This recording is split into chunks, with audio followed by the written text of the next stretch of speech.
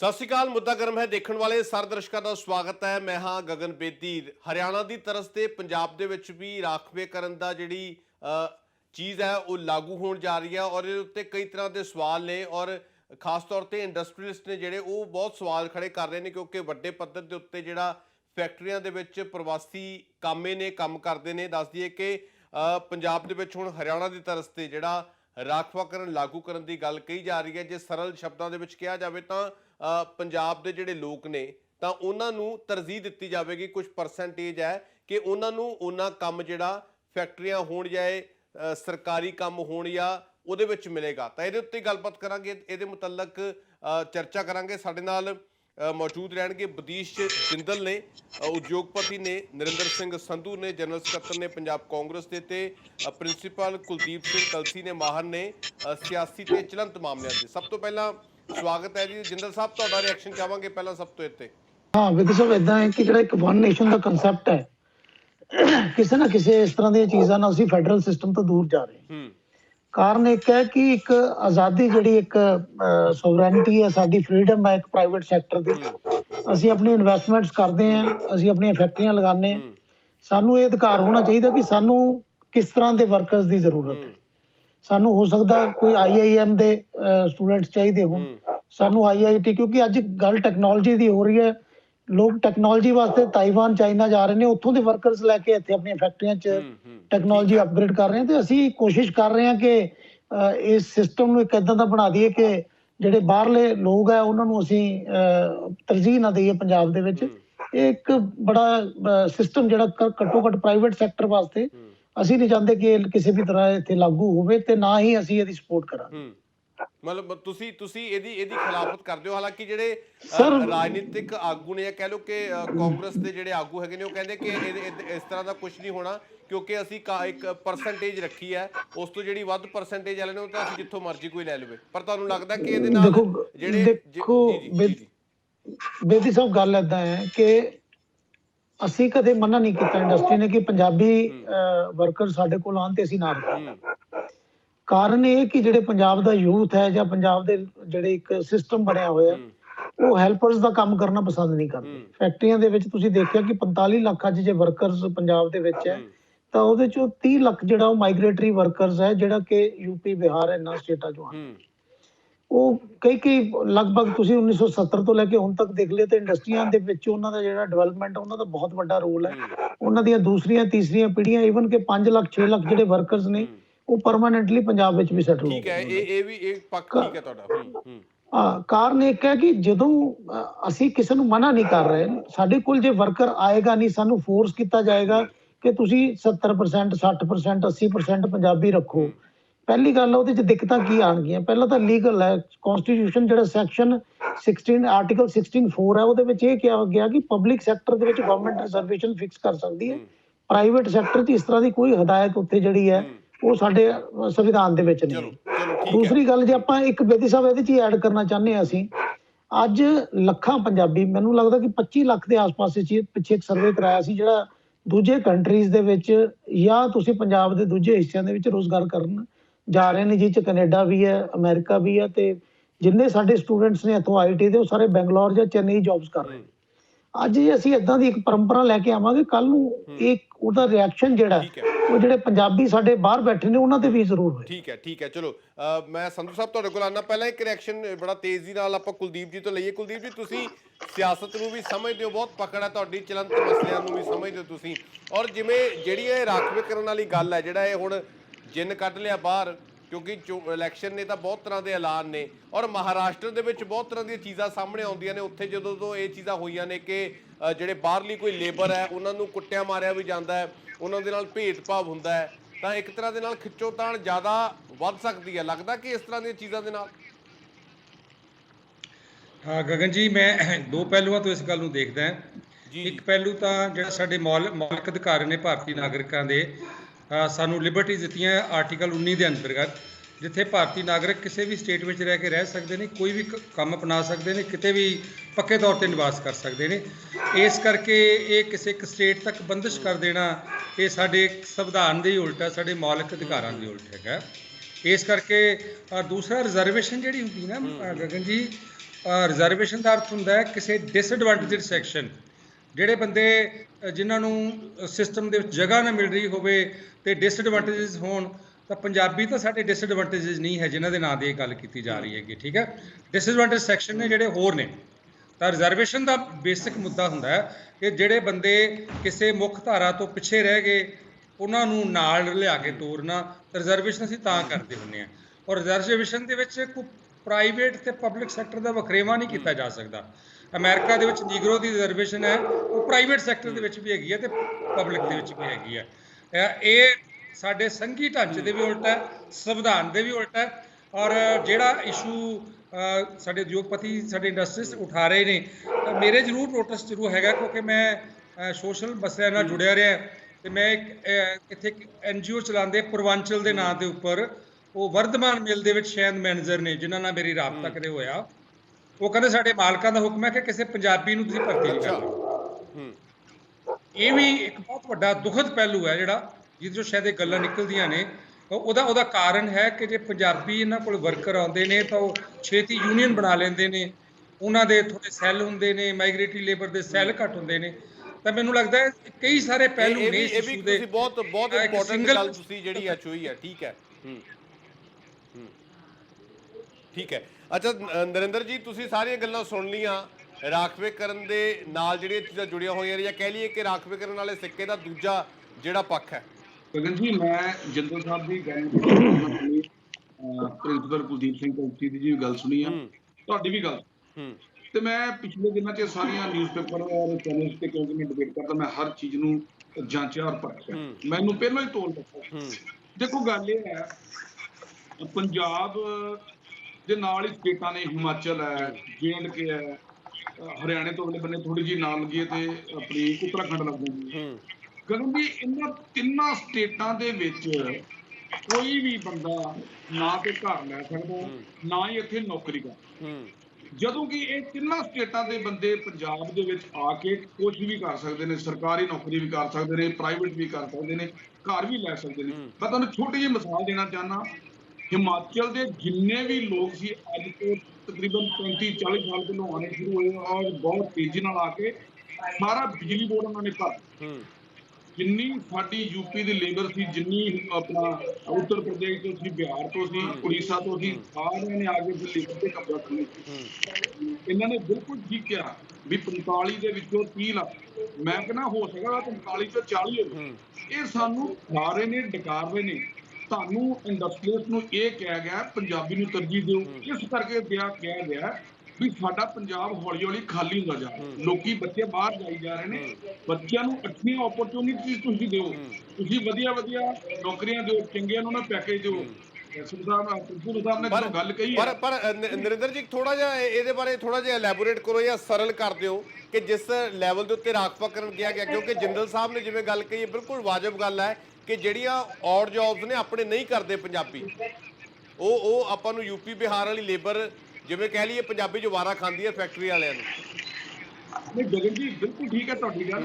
ਅਸੀਂ ਬਿਲਕੁਲ ਨਾਜ਼ਰਸ਼ਾਹੀ ਹੁਕਮ ਨਹੀਂ ਚਲਾਇਆ ਵੀ 100% ਹੀ ਤੁਸੀਂ ਪੰਜਾਬੀ ਰੱਖਣੇ ਆ। ਦੇਖੋ ਅਸੀਂ ਇੱਕ ਰੇਸ਼ੋ ਰੱਖੀ ਹੈ, ਰੇਸ਼ੋ ਦੇ ਵਿੱਚ ਅਸੀਂ ਕਿਹਾ ਤੁਸੀਂ ਅਦਰ ਸਟੇਟ ਦੇ ਰੱਖ ਸਕਦੇ ਹੋ। ਅਦਰ ਸਟੇਟ ਕੋਈ ਗਗਨ ਜੀ ਵੱਖਰੀ ਥੋੜੀ ਹੈ, ਇੰਡੀਆ ਦੇ ਵਿੱਚ ਨਹੀਂ, ਸਾਡੇ ਭਰਾ ਹੀ ਨੇ ਵੀ ਉਹਨਾਂ ਨੂੰ ਮਾਈਗ੍ਰੇਟ ਨਹੀਂ ਕਹਿੰਦੇ। ਦੇਖੋ ਜੇ ਅਸੀਂ ਉਹਨਾਂ ਨੂੰ ਮਾਈਗ੍ਰੇਟ ਕਹਿੰਦੇ ਨਾ, ਤੇ ਸਾਡੇ ਇੱਥੇ ਤੁਹਾਨੂੰ ਪਤਾ ਹੋਣਾ ਚਾਹੀਦਾ ਕਾਉਂਸਲਰ ਵੀ ਬਣ ਗਏ ਨੇ ਔਰ ਸਰਪੰਚ ਵੀ ਬਣ ਗਏ ਨੇ, ਚੰਗੇ ਅਹੁਦਿਆਂ 'ਚ ਨੇ, ਚੰਗੀਆਂ ਕੋਠੀਆਂ ਤੇ ਬਣ ਗਏ, ਕਲੋਨੀਆਂ ਕੱਟੇ ਬੈਠੇ ਨੇ। ਹੋ ਸਕਦਾ ਕੱਲ ਨੂੰ, ਹੋ ਸਕਦਾ 2000 ਇਹਨਾਂ ਦੇ MLA ਵੀ ਬਣ ਜਾਣ। ਅਸੀਂ ਮਹਾਰਾਸ਼ਟਰ ਵਾਂਗੂ ਧੱਕਾ ਨਹੀਂ ਕਰਦੇ। ਮਹਾਰਾਸ਼ਟਰ ਦੇ ਵਿੱਚ ਤੁਸੀਂ ਵੇਖਿਆ ਕੀ ਕਰਦੇ, ਅਸੀਂ ਕੋਈ ਵੀ ਬਾਹਰ ਦਾ ਬੰਦਾ ਉਹਨੂੰ ਸਿਰ ਮੱਥੇ ਤੇ ਬਿਠਾਉਂਦੇ। ਪਰ ਜਿੱਥੋਂ ਤੱਕ ਚੰਨੀ ਸਾਹਿਬ ਨੇ ਇਹ ਫੈਸਲਾ ਲਿਆ, ਮੈਂ ਇਹਦੀ ਬਹੁਤ ਸ਼ਲਾਘਾ ਕਰਦਾ। ਇਹਦੇ ਨਾਲ ਪੰਜਾਬੀਆਂ ਦੇ ਵਿੱਚ ਜਿਹੜੇ ਵਿਚਾਰੇ ਤੁਰੇ ਫਿਰਦੇ ਨੇ ਵਿਹਲੇ, ਉਹਨਾਂ ਨੂੰ ਕੰਮ ਨਹੀਂ ਮਿਲਦਾ ਔਰ ਫੈਕਟਰੀਆਂ ਵਾਲੇ ਕਹਿੰਦੇ ਨਹੀਂ ਅਸੀਂ ਕੰਮ ਨਹੀਂ ਦੇਣਾ, ਕਿਉਂਕਿ ਯੂਪੀ ਦੀ ਲੇਬਰ ਸਸਤੀ ਆ, ਬਾਹਰ ਦੀ ਲੇਬਰ ਸਸਤੀ ਆ। ਇਹ ਥੋੜਾ ਵੱਧ ਪੈਕੇਜ ਮੰਗਦੇ ਨੇ, ਇਹਨਾਂ ਨੂੰ ਗਿਣਦੇ ਨਹੀਂ। ਹਰ ਜਿਹੜਾ ਇੰਡਸਟਰੀ ਆ ਉਹਨਾਂ ਦੀ ਵੀ ਮਜਬੂਰੀ ਆ। ਪਰ ਕਿਉਂਕਿ ਬਿਜਲੀ ਸਸਤੀ ਹੋ ਗਈ, ਹੋਰ ਕਈ ਚੀਜ਼ਾਂ ਦੇ ਵਿੱਚ ਸੈਕਟਰ ਅਸੀਂ ਉਹਨਾਂ ਨੂੰ ਬਹੁਤ ਜ਼ਿਆਦਾ ਨੈਕਸਟ ਥੋੜੇ ਦਿਨਾਂ 'ਚ ਇਹਨਾਂ ਨੂੰ ਸਹੂਲਤਾਂ ਦੇਣ ਜਾ ਰਹੇ ਹਾਂ। ਤੇ ਮੈਨੂੰ ਲੱਗਦਾ ਹੈ ਵੀ ਇਹ ਜਿਹੜੇ ਇੰਡਸਟਰੀਜ਼ ਨੇ ਇਹ ਵੀ ਸਾਡੇ ਨਾਲ ਮੋਢੇ ਨਾਲ ਮੋਢਾ ਜੋੜ ਕੇ ਚੱਲਣਗੇ, ਔਰ ਅਸੀਂ ਵੀ ਇਹਨਾਂ ਦੇ ਜੇ ਕਿਤੇ ਕੋਈ ਗੈਪ ਹੋਏਗਾ ਤੇ ਠੀਕ ਹੈ, ਪੂਰਾਂਗੇ, ਅਸੀਂ ਇਹਨਾਂ ਨੂੰ ਪੱਕਾ ਨਹੀਂ। ਚਲੋ ਜਿੰਦਲ ਸਾਹਿਬ ਮੋਢੇ ਨਾਲ ਮੋਢਾ ਜੋੜ ਕੇ ਕਹਿੰਦੇ ਚੱਲਣਗੇ। ਬੇਦੀ ਸਾਹਿਬ, ਆਪਾਂ ਇੰਡਸਟਰੀ ਦੀ ਗੱਲ ਛੱਡ ਦਈਏ, ਜੇ ਇਕੱਲੀ ਆਪਾਂ ਫਾਰਮ ਸੈਕਟਰ ਦੀ ਗੱਲ ਕਰੀਏ ਤਾਂ ਜਦੋਂ ਪੈਡੀ ਦੀ ਸੋਇੰਗ ਹੁੰਦੀ ਹੈ ਤੇ ਟਰਾਲੀਆਂ ਦੀਆਂ ਟਰਾਲੀਆਂ ਭਰ ਕੇ ਰੇਲਵੇ ਸਟੇਸ਼ਨ ਤੇ ਖੜੀਆਂ ਹੁੰਦੀਆਂ, ਉਹਨਾਂ ਦੇ ਵਰਕਰਸ ਨੂੰ ਖੇਤਾਂ ਤੱਕ ਲੈ ਕੇ ਰੋਟੀ ਤੱਕ ਦਿੱਤੀ ਜਾਂਦੀ ਹੈ, ਰਹਿਣ ਨੂੰ ਦਿੱਤਾ ਰੋਟੀ ਜਾਂਦਾ, ਤੱਕ ਦਿੱਤੀ ਜਾਂਦੀ ਹੈ, ਰਹਿਣ ਨੂੰ ਘਰ ਦਿੱਤੇ ਜਾਂਦੇ ਨੇ। ਠੀਕ ਹੈ, ਤੇ ਜੇ ਆਪਣੇ ਪੰਜਾਬੀਆਂ ਦੇ ਯੂਥ ਵਿਹਲੇ ਨੇ ਤੇ ਘੱਟੋ ਘੱਟ ਐਟਲੀਸਟ ਰੂਰਲ ਜੌਬ ਤੇ ਕਰ ਸਕਦੇ। ਕੱਲ ਮਸਲਾ ਦੇਖੋ, ਗੱਲ ਘੁਮਾਉਣ ਨੂੰ ਏਦਾਂ ਕਿ ਜਿੰਨਾ ਸਟੇਟ ਦੀਆਂ ਅਸੀਂ ਐਗਜ਼ਾਮਪਲਸ ਦੇ ਰਹੇ ਹਾਂ ਉਹ ਸਾਰੀਆਂ ਸਟੇਟਸ ਅਨਡਿਵੈਲਪ ਰਹਿ ਗਈਆਂ। ਹਰਿਆਣਾ, ਹਿਮਾਚਲ ਦੀ ਗੱਲ ਕਰ ਲਈਏ, ਉਹ ਵੀ ਅੰਡਰ ਡਿਵੈਲਪ ਹੈ। ਤੁਹਾਡੀ ਜੰਮੂ ਕਸ਼ਮੀਰ ਪੂਰੀ ਅੰਡਰ ਡਿਵੈਲਪ ਹੈ, ਉੱਤਰਾਂਚਲ ਅੰਡਰ ਡਿਵੈਲਪ ਹੈ। ਅਸੀਂ ਪ੍ਰੋਗਰੈਸਿਵ ਸਟੇਟਸ ਦੀ ਗੱਲ ਕਰੀਏ, ਅਸੀਂ ਪ੍ਰੋਗਰੈਸਿਵ ਸਟੇਟਸ ਦੇ ਵੱਲ ਤੁਰਨਾ, ਅੱਜ ਅਸੀਂ ਪ੍ਰੋਗਰੈਸਿਵ ਕੰਟਰੀਜ਼ ਵੱਲ ਤੁਰਨ ਜਾ ਰਹੇ ਹਾਂ। ਅੱਜ ਕੈਨੇਡਾ ਅਮਰੀਕਾ 'ਚ ਕੋਈ ਪੁੱਛਦਾ ਨਹੀਂ ਕਿ ਤੁਸੀਂ ਪੰਜਾਬੀ ਹੋ ਕਿ ਤੁਸੀਂ ਨਾਨ ਪੰਜਾਬੀ ਹੋ ਕਿ ਤੁਸੀਂ ਪਾਕਿਸਤਾਨੀ ਹੋ ਕਿ ਇੰਡੀਅਨ ਹੋ। ਮਸਲਾ ਇੱਥੇ ਇਸ ਗੱਲ ਦਾ ਨਹੀਂ ਕਿ ਅੱਜ ਇੰਡਸਟਰੀ ਨੂੰ ਸਾਨੂੰ ਜਿਹੜੀ ਚੀਜ਼ ਸਸਤੀ ਪਏਗੀ, ਕਾਰਨ ਇਹ ਹੈ ਕਿ ਮੇਰੀ ਇਨਵੈਸਟਮੈਂਟ ਹੈ, ਸਰਕਾਰ ਨੇ ਮੈਨੂੰ ਕੋਈ ਪੈਸਾ ਨਹੀਂ ਦਿੱਤਾ। ਮੈਂ ਜਦੋਂ ਆਪਣੀ ਇਨਵੈਸਟਮੈਂਟ ਲਗਾਉਣਾ, ਮੈਨੂੰ ਇਹ ਦੇਖਣਾ ਪਏਗਾ ਕਿ ਕੌਣ ਬੰਦਾ ਮੇਰੀ ਫੈਕਟਰੀ 'ਚ ਕਾਸਟ ਐਫੀਸ਼ੀਐਂਟ ਹੈ, ਕਿਹੜਾ ਬੰਦਾ ਮੇਰੀ ਟੈਕਨੀਕਲੀ ਐਫੀਸ਼ੀਐਂਟ ਹੈ। ਚਾਹੇ ਮੈਨੂੰ IIM ਦਾ ਬੰਦਾ ਰੱਖਣਾ ਪਵੇ, ਚਾਹੇ IIT ਦਾ ਰੱਖਣਾ ਪਵੇ। ਇਸ ਤਰ੍ਹਾਂ ਦੀਆਂ ਗੱਲਾਂ ਜੇ ਸਰਕਾਰ ਲੈ ਕੇ ਆਏਗੀ ਤਾਂ ਪੰਜਾਬ 'ਚ ਕਰਪਸ਼ਨ ਫੈਲੇਗੀ। ਜਿਹੜੇ ਅਫਸਰ ਨੇ ਉਹ ਭ੍ਰਿਸ਼ਟਾਚਾਰ ਕਰਨਗੇ, ਉਹ ਧੱਕੇ। ਔਰ ਹਰਿਆਣੇ ਦੀ ਮੈਂ ਐਗਜ਼ਾਮਪਲ ਦੱਸ ਰਿਹਾ, ਜਨਵਰੀ 2020 ਦੇ ਵਿੱਚ ਹਰਿਆਣੇ ਨੇ ਐਕਟ ਨੂੰ ਪਾਸ ਕੀਤਾ ਸੀ। ਅੱਜ 2 ਸਾਲ ਤੋਂ ਬਾਅਦ ਵੀ ਉਹ ਐਕਟ ਲਾਗੂ ਨਹੀਂ ਹੋ ਪਾਇਆ, ਕਿਉਂਕਿ ਉਹਨਾਂ ਦੀ ਪਲੈਨਿੰਗ ਹੈ 25 ਜਨਵਰੀ 2022 ਨੂੰ ਲਾਗੂ ਕਰਨ ਦੀ। ਉਹਦੇ 'ਚ 25 ਅਮੈਂਡਮੈਂਟਾਂ ਲਾਗੂ ਹੋਣ ਤੋਂ ਪਹਿਲਾਂ ਹੋ ਚੁੱਕੀਆਂ। ਉਸ ਤੋਂ ਇਲਾਵਾ ਉਹਦੇ ਅਗੇਂਸਟ ਇੰਡਸਟਰੀ ਜਿਹੜੀ ਹਾਈ ਕੋਰਟ 'ਚ ਜਾ ਚੁੱਕੀ ਹੈ। ਇਨਵੈਸਟਮੈਂਟ ਨਵੀਂ ਹਰਿਆਣੇ ਜਾਣੀ ਬੰਦ ਹੋ ਗਈ। ਜਿੰਨੀ ਨਵੀਂ ਇਨਵੈਸਟਮੈਂਟ ਸੀ ਉਹ ਸਾਰੀ ਇਨਵੈਸਟਮੈਂਟ ਜਿਹੜੀ ਹੈ NCR ਦੇ ਜਿਹੜਾ UP ਦਾ ਏਰੀਆ ਉਧਰਲੇ ਪਾਸੇ ਚਲੀ ਗਈ। ਇਸ ਕਰਕੇ ਪੰਜਾਬ ਦਾ ਵੀ ਕੱਲ ਨੂੰ ਇਹੀ ਹਾਲ ਹੋਣਾ, ਕਿਉਂਕਿ ਅਸੀਂ ਇੱਕ ਫੈਡਰਲ ਸਿਸਟਮ ਦੇ ਵਿੱਚ ਰਹਿ ਰਹੇ ਹਾਂ। ਸਾਨੂੰ ਇੱਕ ਓਪਨ ਮਾਈਂਡ ਨਾਲ ਓਪਨ ਇਕਨੋਮੀ ਰੱਖਣੀ ਪੈਣੀ ਹੈ। ਤੁਸੀਂ ਜੇ ਯੂਥ ਨੂੰ ਤਿਆਰ ਕਰੋ, ਯੂਥ ਨੂੰ ਟੈਕਨੀਕਲੀ ਡਿਵੈਲਪ ਕਰੋ। ਅੱਜ ਗੱਲਾਂ ਕੀਤੀਆਂ ਜਾ ਰਹੀਆਂ ਕਿ ਵੀ ਯੂਥ ਜਿਹੜਾ ਹੈ ਉਹ ਇੰਡਸਟਰੀ ਦੇ ਵਿੱਚ ਕੰਮ ਨਹੀਂ ਕਰ ਰਿਹਾ, ਬਾਹਰ ਜਾ ਰਿਹਾ। ਅਸੀਂ ਅੱਜ ਵੀ ਜਿਹੜੀ ਮਰਜ਼ੀ ਫੈਕਟਰੀ ਦੇ ਬਾਹਰ ਚਲੇ ਜਾਓ, ਅੱਜ ਵੈਕੈਂਸੀਜ਼ ਦੇ ਬੋਰਡ ਲੱਗੇ ਹੋਏ ਨੇ। ਕਿਸੇ ਫੈਕਟਰੀ 'ਚ 5 ਬੰਦੇ ਘੱਟ ਨੇ, ਕਿਸੇ 4 ਬੰਦੇ ਘੱਟ ਨੇ, ਕਿਸੇ 2 ਬੰਦੇ ਘੱਟ ਨੇ। ਇਸ ਕਰਕੇ ਹੁਣ ਪਿੱਛੇ ਤੁਸੀਂ ਦੇਖਿਆ ਹੋਵੇਗਾ, ਜਦੋਂ ਕੋਵਿਡ ਆਇਆ 12 ਲੱਖ ਜਦੋਂ ਵਰਕਰ ਪੰਜਾਬ ਛੱਡ ਕੇ ਚਲੇ ਗਏ ਸੀ, ਸਾਰੀਆਂ ਫੈਕਟਰੀਆਂ ਬੰਦ ਹੋ ਗਈਆਂ ਸੀ। ਉਦੋਂ ਪੰਜਾਬੀ ਯੂਥ ਤਾਂ ਇੱਥੇ ਸੀ।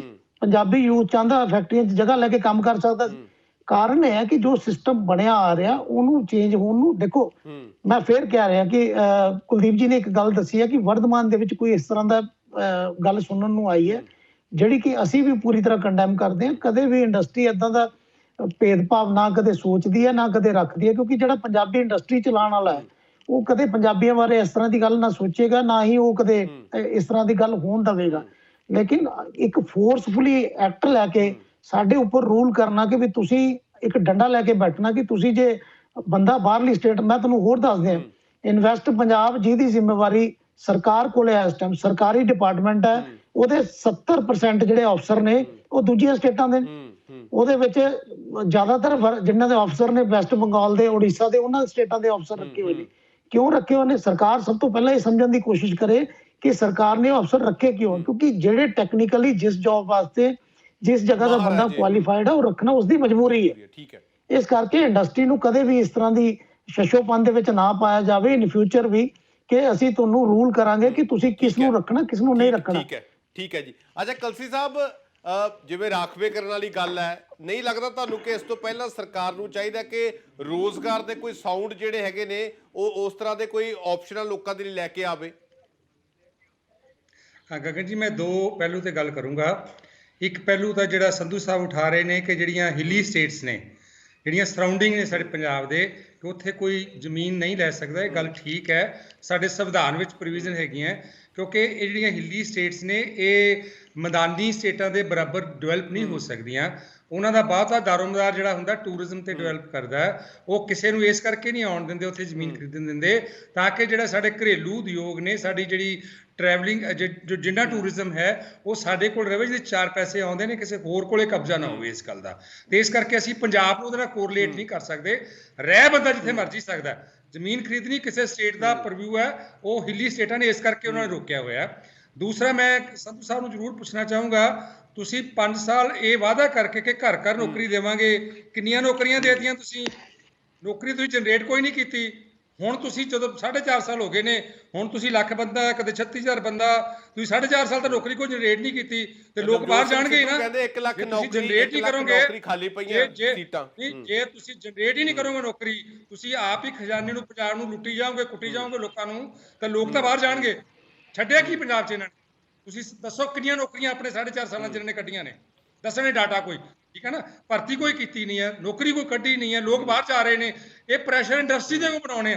ਕਿੰਨੇ ਗਵਰਨਮੈਂਟ ਦੇ ਅਦਾਰੇ ਨੇ ਜਿਨ੍ਹਾਂ ਤੁਸੀਂ ਭਰਤੀ ਕੀਤੀ ਨਹੀਂ ਹੈ, ਕਿੰਨੇ ਸਾਲਾਂ ਤੋਂ ਇਹ ਭਰਤੀ ਕਰ ਰਹੇ ਨੇ ਬੇਸਿਕ ਤਨਖਾਹ ਤੇ। 15 ਦੀ ਚਿੱਠੀ ਇਹਨਾਂ ਨੇ ਲਾਗੂ ਕੀਤੀ ਹੋਈ ਹੈ ਇੱਕ, ਕਿ ਅਸੀਂ 3 ਸਾਲ ਬੇਸਿਕ ਤਨਖਾਹ ਦੇਣੀ ਹੈ। ਡਾਕਟਰ ਦੀ MBBS ਜਿਹੜਾ ਕਰੋੜਾਂ ਰੁਪਏ ਖਰਚ ਕਰਕੇ ਉਹਦਾ 25,000 ਰੁਪਏ ਤਨਖਾਹ ਦਿੰਦੇ ਆ।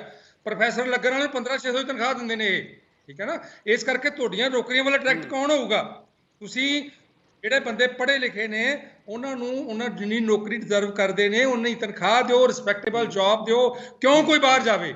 ਤੁਸੀਂ ਬਾਹਰ ਜਾਣ ਦਾ ਦਾਇਰਾ ਤਾਂ ਆਪ ਕ੍ਰੀਏਟ ਕੀਤਾ ਹੋਇਆ।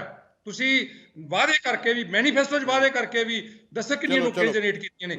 ਜਿੰਨੇ ਵੀ ਇਹ ਦੱਸਣ ਕਿੰਨੀਆਂ ਨੌਕਰੀਆਂ ਜਨਰੇਟ ਕੀਤੀਆਂ ਇਹਨਾਂ ਨੇ। ਸੰਧੂ ਸਾਹਿਬ ਸੁਣਦੇ ਪਏ ਹੋ ਤੁਸੀਂ, ਸਵਾਲ ਵਾਜਬ ਵੀ ਨੇ, ਕਲਸੀ ਸਾਹਿਬ ਦੇ ਥੋੜੇ ਤਿੱਖੇ ਨੇ, ਪਰ ਬਿਲਕੁਲ ਸੱਚ ਹੈ, ਕਿਉਂਕਿ ਸਰਕਾਰ ਦਾ ਬਿਲਕੁਲ ਜਿਹਨੂੰ ਕਹਿ ਲਈ ਆਪਾਂ ਵਾਈਂਡ ਅਪ ਦਾ ਟਾਈਮ ਹੈ, ਤੇ ਹੁਣ ਇਸ ਤਰ੍ਹਾਂ ਦੀਆਂ ਚੀਜ਼ਾਂ ਲਿਆਈਆਂ ਜਾ ਰਹੀਆਂ ਨੇ, ਬਲਕਿ ਦੱਸਿਆ ਇਹ ਨਹੀਂ ਜਾ ਰਿਹਾ ਕਿ ਕਿੰਨਾ ਕੁਝ ਜਨਰੇਟ ਕੀਤਾ ਗਿਆ। ਦੇਖੋ ਗਗਨ ਜੀ, ਅੱਜ ਦਾ ਵਿਸ਼ਾ ਥੋੜਾ ਜਿਹਾ ਆਪਣਾ ਚੇਂਜ ਹੋ ਗਿਆ। ਆਪਾਂ ਮੇਨ ਤੇ ਜਿਹੜੇ ਸੀਗੀ ਉਹ ਚਲੋ ਆਪਾਂ ਵਾਪਸ ਉੱਤੇ ਆ ਜਾਣਾ। ਤੁਸੀਂ ਹਲਕਾ ਜਿਹਾ ਦੱਸ ਦਿਓ, ਥੋੜਾ ਜਿਹਾ ਟੱਚ ਕਰ ਲਓ ਜੋ ਸਵਾਲ ਪੁੱਛਦੇ ਨੇ। ਮੈਨੂੰ ਦੇਖੋ ਕਹਿੰਦੇ ਵੀ ਇਹ ਪ੍ਰਤੱਖ ਨੂੰ ਪ੍ਰਮਾਣ ਦੱਸਣ ਦੀ ਲੋੜ ਕੋਈ ਨਹੀਂ। ਮੈਂ ਜੇ ਦੱਸਣ ਪਊਂਗਾ ਤੇ ਆਪਾਂ ਸਾਰਾ ਟਾਈਮ ਇੱਥੇ ਹੀ। ਚਲੋ ਹਲਕਾ ਜਿਹਾ ਐਡ ਆਨ ਕਰ ਦਿਓ ਥੋੜਾ ਜਿਹਾ। ਨਹੀਂ ਦੇਖੋ ਜੀ, ਅਸੀਂ ਤੇ ਅੱਜ ਵੀ ਕਿਸਾਨਾਂ ਨਾਲ ਬੈਠ ਕੇ 18 ਮੰਗਾਂ ਮੰਨ ਲਈਆਂ। ਜਿੰਨੇ 36,000 ਸੀਗੇ ਇਹਨਾਂ ਦੇ ਮੁਲਾਜ਼ਮ ਅਸੀਂ ਪੱਕੇ ਕਰਤੇ, ਬਿਜਲੀ ਅਸੀਂ ਫ੍ਰੀ ਦੇਤੀ, ਪਾਣੀ ਅਸੀਂ ਫ੍ਰੀ ਦੇਤਾ, ਮਾਈਨਿੰਗ ਪਾਲਿਸੀ ਅਸੀਂ ਬੰਦ ਕਰਤੀ। ਅਸੀਂ ਜਿਹੜੇ ਰੇਟ ਹੈ ਉਹ ਅੱਜ ਤੁਸੀਂ ਰੇਟ ਜਾ ਕੇ ਕਿਤੋਂ ਪੁੱਛ ਲਓ, 1500 ਦੀ ਟਰਾਲੀ ਮਿਲਦੀ, ਜਿਹੜੀ 3500 ਦੀ ਮਿਲਦੀ। ਦੇਖੋ ਜਿਹੜੀ ਡਿਵੈਲਪਮੈਂਟ ਹੋਈ ਹੈ ਅਗਰ ਜੀ ਨੌਜਵਾਨਾਂ ਲਈ ਕੀ ਕੀਤਾ, ਨੌਜਵਾਨਾਂ ਲਈ ਕੀ ਕੀਤਾ, ਯੂਥ ਲਈ ਕੀ ਕੀਤਾ। ਇੰਡਸਟਰੀਜ਼ ਨੇ ਜਨਰਲ ਸਾਹਿਬ, ਮੈਂ ਇਹਨਾਂ ਨੇ ਬਿਲਕੁਲ ਐਗਰੀ ਹਾਂ, ਇਹਨਾਂ ਦੀ ਵਿਅਥਾ ਬਿਲਕੁਲ ਜਾਇਜ਼ ਹੈ। ਦੇਖੋ ਮਿਲ ਬੈਠ ਕੇ ਕੋਈ ਨਾ ਕੋਈ ਹੱਲ ਨਿਕਲ ਸਕਦਾ। ਜੇ ਕੋਈ ਸਾਨੂੰ ਫੀਡਬੈਕਸ ਪ੍ਰੋਪਰ ਆਉਣਗੀਆਂ, ਅਸੀਂ ਇਹ ਅਮੈਂਡਮੈਂਟ ਵੀ ਕਰ ਸਕਦੇ ਹਾਂ। ਇਹ ਨਹੀਂ, ਪਹਿਲੀ ਗੱਲ, ਪੰਜਾਬ ਸਰਕਾਰ ਕਦੀ ਕਿਸੇ ਨਾਲ ਨਾ ਧੱਕਾ ਕਰੇਗੀ, ਨਾ ਧੱਕਾ ਸਹੇਗੀ। ਇਨਸਾਫ ਹੋਏਗਾ। ਔਰ ਪੰਜਾਬ ਨੂੰ ਜਿਹੜਾ ਸਾਡੇ ਮਾਣਯੋਗ ਜਿਹੜੇ ਸਾਡੇ ਨਵਜੋਤ ਸਿੰਘ ਸਿੱਧੂ ਨੇ, ਉਹਨਾਂ ਨੇ ਸਪੈਸ਼ਲ ਕਿਹਾ ਕਿ ਇਹ ਪੰਜਾਬ ਮਾਡਲ ਬਣੇਗਾ। ਦੇਖੋ ਉਹਨਾਂ ਨੇ ਆਪਣੀ ਪਾਰਟੀ ਦੇ ਵਿੱਚ ਰਹਿ ਕੇ ਵੀ ਲੜਾਈ ਕੀਤੀ, ਅੱਜ ਤੱਕ ਕੋਈ ਕਰ ਸਕਿਆ? ਲੋਕਾਂ ਨੂੰ ਆਪਣੀ ਕੁਰਸੀਆਂ ਦੀ ਭੁੱਖ ਹੁੰਦੀ ਹੈ ਵੀ ਮੇਰੀ ਕੁਰਸੀ ਨਾ ਕਿਤੇ ਚੱਲ ਜਾਏ। ਸੱਚਾਈ ਬੋਲਣੀ ਔਰ ਸੱਚਾਈ ਲਿਖਣੀ ਹਰ ਇੱਕ ਬੰਦੇ ਦੇ ਵੱਸ ਤੋਂ ਰੋਕ ਨਹੀਂ ਹੁੰਦਾ। ਇਸ ਕਰਕੇ ਉਹਨਾਂ ਨੇ ਪੰਜਾਬ ਮਾਡਲ ਪੇਸ਼ ਕੀਤਾ। ਪੰਜਾਬ ਮਾਡਲ ਬਣਾਵਾਂਗੇ। ਬਿਲਕੁਲ ਸਰਦਾਰ ਕੁਲਦੀਪ ਸਿੰਘ ਵਰਗੇ ਬੰਦੇ ਔਰ ਜਿੰਦਲ ਸਾਹਿਬ ਵਰਗੇ ਬੰਦੇ ਵੀ ਹਰ ਇੱਕ ਦੀ ਸੁਣਵਾਈ ਹੋਏਗੀ। ਅੱਜ ਬਿਲਕੁਲ ਮੁੱਖ ਮੰਤਰੀ ਦੇ ਘਰ ਦੇ ਬਾਹਰ ਕੈਂਪ ਲੱਗਦਾ ਹੈ, ਹਰ ਇੱਕ ਬੰਦੇ ਦੀ ਵਿਅਥਾ ਸੁਣੀ ਜਾਂਦੀ ਹੈ।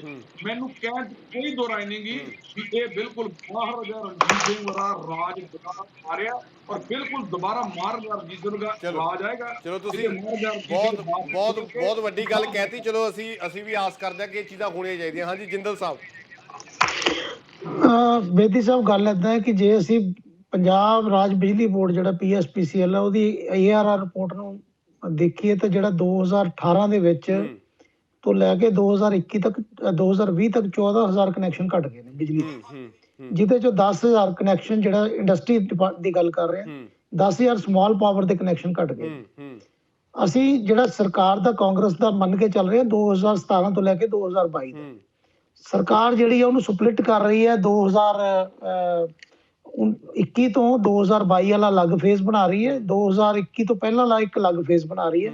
ਇਸ ਤਰ੍ਹਾਂ ਸਰਕਾਰ ਕਹਿ ਰਹੀ ਹੈ ਕਿ ਪਿਛਲੇ 4.5 ਸਾਲ ਸਾਡੇ ਸਹੀ ਨਹੀਂ, ਉਹ ਪਤਾ ਨਹੀਂ ਇਹਨਾਂ ਨੇ ਕਿਹਨਾਂ ਦੇ ਖਾਤੇ ਦੇ ਵਿੱਚ ਪਾ ਦਿੱਤੇ। ਹਾਲਾਤ ਬਹੁਤ ਬਦਤਰ ਨੇ। ਔਰ ਦੂਸਰੀ ਗੱਲ ਕੀ ਹੈ ਕਿ ਫ੍ਰੀ ਬੀਜ ਪੰਜਾਬ 'ਚ ਜਿੰਨੀ ਦੇਰ ਬੰਦ ਨਹੀਂ ਹੋਣਗੇ, ਕਾਰਨ ਇਹ ਹੈ ਕਿ ਸੰਧੂ ਸਾਹਿਬ ਨੇ ਦੱਸਿਆ ਕਿ ਬਈ ਅਸੀਂ ਬਿਜਲੀ ਫ੍ਰੀ ਕਰ ਦਿੱਤੀ, ਪਾਣੀ ਫ੍ਰੀ ਕਰ ਦਿੱਤਾ।